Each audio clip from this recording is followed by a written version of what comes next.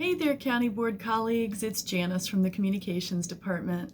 I hope you are well and adjusting to our new stay-at-home work reality. I know it can be challenging, but as a coaster on my desk says, life is all about how you handle Plan B, and we are certainly in the midst of it. And we're going strong, so kudos to us. I ran across an article the other day that I thought was interesting, and I wanted to share it with you. It was by a man named James Altucher, and the idea is that you write down 10 ideas a day. And those 10 ideas help you exercise your idea muscle so that you can rely on it when you need to come up with solutions to problems, creative ones. This man found that by doing this, he was able to think on his feet better. He was more productive. He generated ideas that helped him with problem solving, and it led him to identify and pursue goals and dreams that he never thought he would. So it's an interesting practice. I thought I would share it with you. I'm going to try it. It sounds like fun. And if you end up doing it, let me know. I'd love to chat about it. I wanted to give you a quick update as to what the Communications Department has been up to. We were involved in helping set up the meal service for providers, individuals, and families. We've been working with the HR department on setting up the staff survey, doing lots of other activities to support our direct service departments.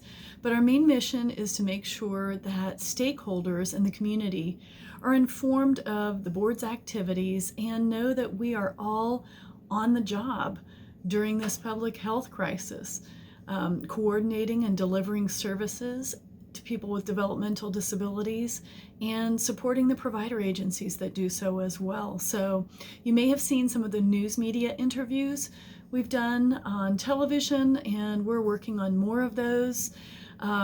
We've been sharing information about the work that you're doing, and we're very appreciative of the photos and videos and stories that you're sending.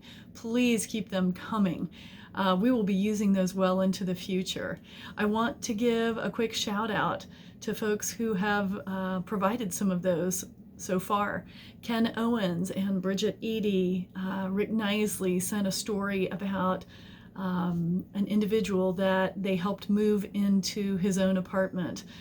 Fran Pascal, you may have seen the photos we shared of her working with a parent on speech therapy that were on Facebook. I want to thank Candace Brown for the funny story she sent about working at home. Caitlin Clendenin and Kristen Hopkins for the photos they've sent of people served. Those are fantastic, and again, please keep them coming.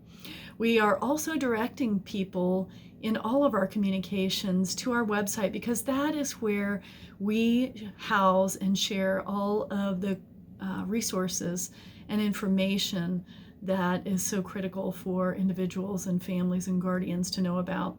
I'd like to take a quick minute to give you a tour of this and familiarize you with where those resources are located on our website so that you can connect folks with them.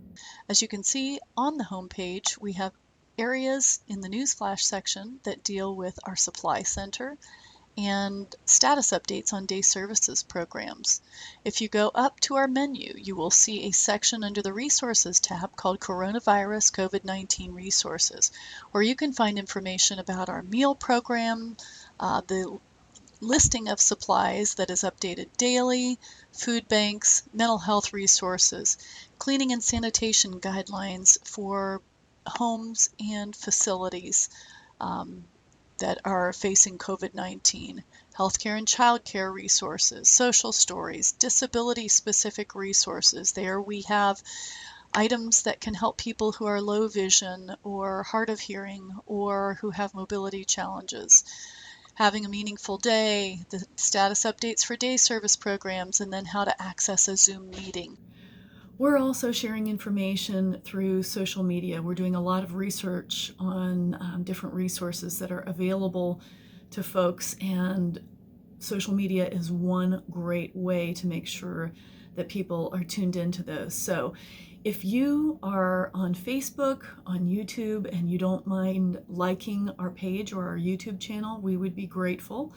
The more likes and shares of posts we make, the further our reach extends, thanks to the different algorithms that Facebook and YouTube use.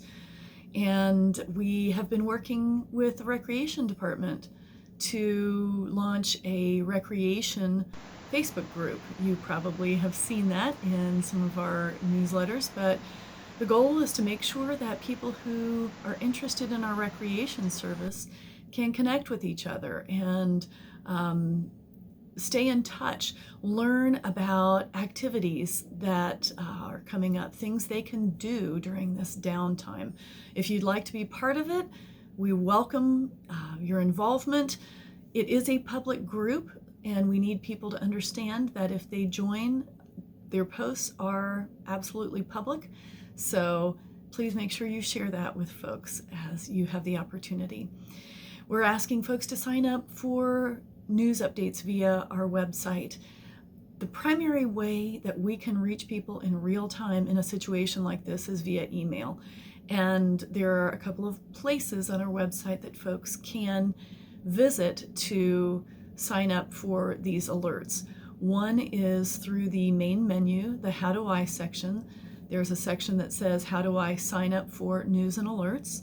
Or folks can scroll about halfway down the home page to the teal colored ribbon, and on the left-hand side there's a button that says Stay Connected.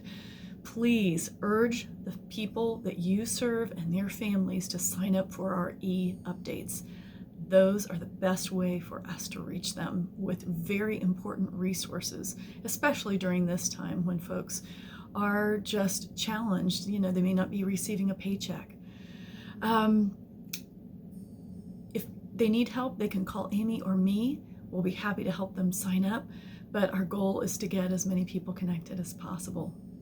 We're doing our best to make sure that the SharePoint homepage is up to date and contains all of the recent updates from our superintendent and other folks like Human Resources.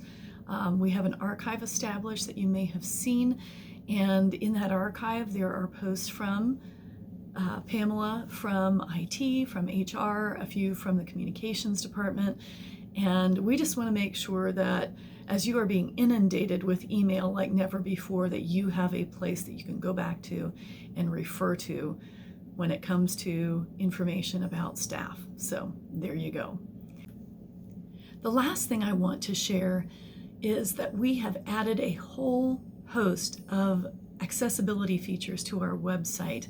These are so exciting, and they're going to be a game changer for people with vision loss, hearing loss, mobility challenges, or learning difficulties. These tools are accessible through a little icon in the bottom right-hand corner of our homepage. It's a circle that looks like a man with his arms outstretched. And if you tap on that little circle, a toolbar will emerge from the right-hand margin of the screen. And there are so many tools that will enable the people that we serve and their families who have disabilities to get information that we are putting out there in a way that works for them. We are one of only, I think maybe one or two county boards in the state that has moved in this direction, and it's really, really important. There aren't many websites in the public sector or private sector yet that offer this functionality, but we need folks to realize that those tools are out there. We're working with the content management system provider who created our website and who has created this suite of tools to develop a video that will instruct people on how to use them. As soon as that video is finished, I will send you all a link to it, and I'd, again, appreciate your help promoting it. The site will be current to a worldwide standard of web content accessibility guidelines called WCAG 2.1 Level AA. That may not mean much to most folks, but it is a standard that will be pretty much top of the line for right now. So check them out. I encourage you to take a look and experiment around, and any questions, feel free to call us or give us a shout. So that's the update from the communications department. I hope you are well. Continue to take precautions, wash your hands, and I look forward to seeing you in the near future. Take care.